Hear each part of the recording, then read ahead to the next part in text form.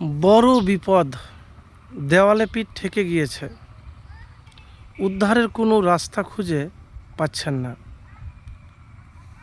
দুইটি দোয়া অনবরত পাঠ করতেই থাকুন। আল্লাহর কসম, যদি আপনার দোয়া কবুল হয় তাহলে আপনি 24 ঘন্টার মধ্যেই সুখবর পাবেন। আজকে আমি বলবো বড় বিপদ, কঠিন বিপদ থেকে মুক্তির দোয়া এবং আমল। প্রিয় ভাই, এতটুকুন আপনাকে বলবো, বিপদে পড়ে গেলে হতাশ হবেন না, নিরাশ হবেন না। হতাশ বা নিরাশ যদি হয়ে যান তাহলে কিন্তু আপনার মাকসাদ থেকে দূরে সরে যাবেন। দেখেন, যে বিপদ মানুষের জীবনেরই একটি অঙ্গ, কখন আসে আমরা কেউ জানি না। তো জীবনে কিছু কিছু বিপদ থাকে, যে বিপদ কোনো কুল কিনারা পাচ্ছেন না।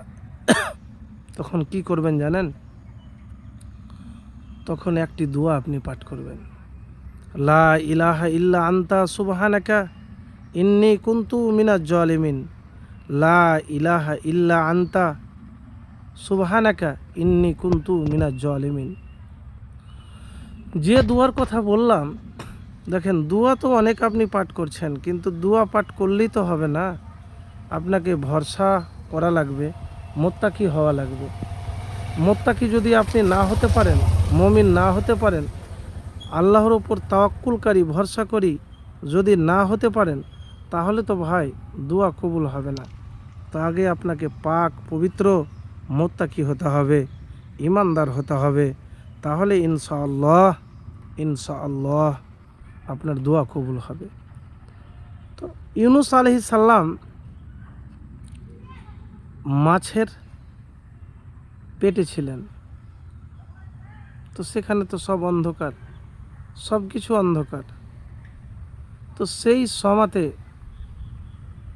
তিনি এই দোয়াটি করেছিলেন, লা ইলাহা ইল্লা আনতা সুবহানাকা ইন্নী কুনতু মিনাজ জালিমিন। লা ইলাহা ইল্লা আনতা সুবহানাকা ইন্নী কুনতু মিনাজ জালিমিন। তো প্রিয় ভাই, আমি এতটুকুন আপনাকে বলবো যে এই দোয়ার আমল একবার করে দেখুন, দেখবেন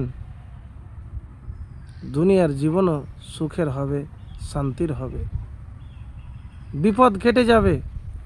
আর বেশি বেশি করে ইস্তেগফার পাঠ করবেন আর দুরুদ শরীফ পাঠ করবেন। দুরুদ শরীফ না পাঠ করতে গেলে দোয়া কিন্তু কবুল হবে না, এটা মাথায় রাখবেন। আল্লাহুম্মা সাল্লি আলা মুহাম্মাদিন ওয়া আলা আলি মুহাম্মাদ কামা সাল্লাইতা আলা ইব্রাহিমা ওয়া আলা আলি ইব্রাহিমা ইন্নাকা হামিদুম মাজিদ।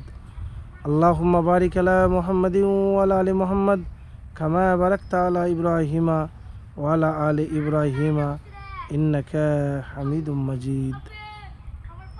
তো প্রিয় ভাই, দুরুদ শরীফ পাঠ করবেন বেশি করে। আর